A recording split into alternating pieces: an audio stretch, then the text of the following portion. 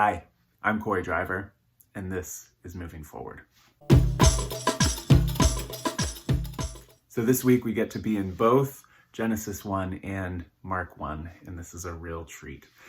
As you know, Genesis opens up with those immortal words, and I mean that somewhat literally, in the beginning of God's creating of the heaven and earth.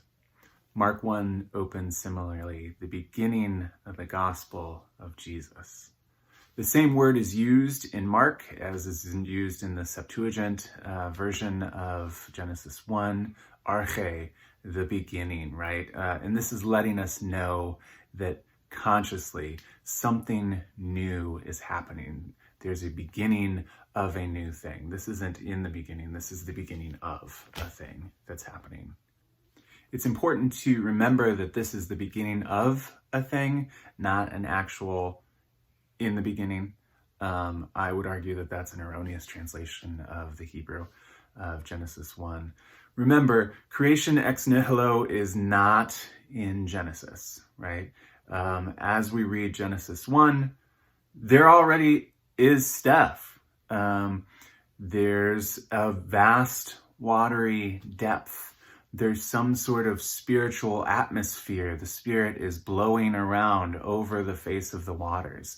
This isn't nothing, right? There's stuff that happens before Genesis 1, and we need to know that. What we get at the beginning of Genesis is not the beginning of all creation. It's the beginning of the story that God wants to tell. And so there's 4 actions that happen in Genesis that are going to happen in Mark as well. It is speaking, seeing, separating, and calling. These 4 things that happen both in Genesis 1 and in Mark 1. Let's take a look. So in Genesis 1, God creates the light by speaking it into existence.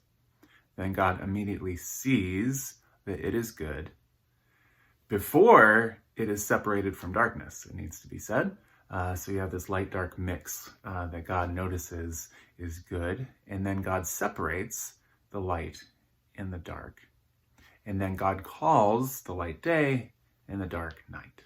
So you have these 4 actions: speaking into existence, seeing that something is good, separating it, and then calling it or naming it.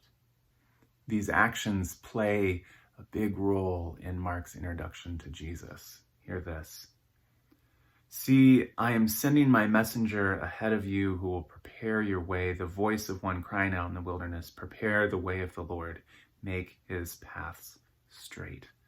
The gospel author begins by quoting Isaiah and quoting about a messenger, proclaiming a message, saying something new is happening, is going to happen. This is the saying. Then, as Jesus is baptized by his relative John, he comes up out of the water, and in the Markan version, Jesus sees a thing. So a prophecy has been said. John the Baptist has been proclaiming, and then Jesus is baptized by John. And immediately after the baptism, Jesus sees a thing. And what does he see? But heavens being torn open, separated, if you will. So after the first speech act, the proclamation that something new is going to happen, Jesus is baptized, he comes out of the water, he sees a sign, and the sign that he sees is the heavens being separated. And when the heavens are separated, what happens? But God calls.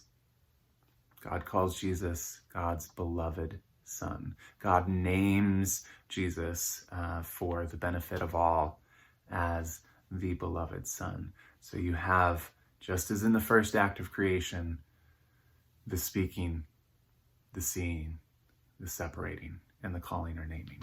And you have that action set repeated again in Mark in order to tell you what is happening. God is beginning a new work, the same way that God has always begun new works. And the repetition is completely intentional. God is the same yesterday, today, and tomorrow. God has always been in the business of creating and forgiving and caring for and drawing near. And so it is no surprise that God would repeat God's primordial action in creation, in creating the new Adam, the Emmanuel, which after all means God is with us. The is important. Don't neglect that.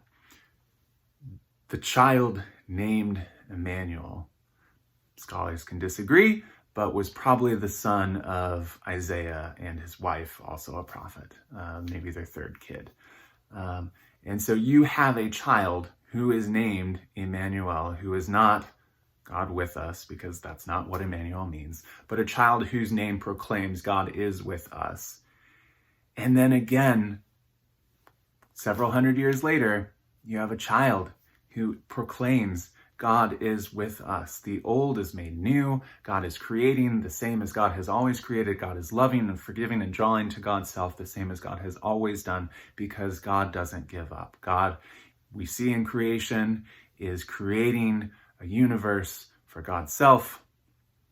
And we see in the birth and advent and life and death and resurrection of Jesus, God, that same God, drawing the universe to God's self. The old is made new, and we see God being God's self in the life and especially birth and beginning of ministry of Jesus the Messiah, who comes to do a new thing, but in that same old way.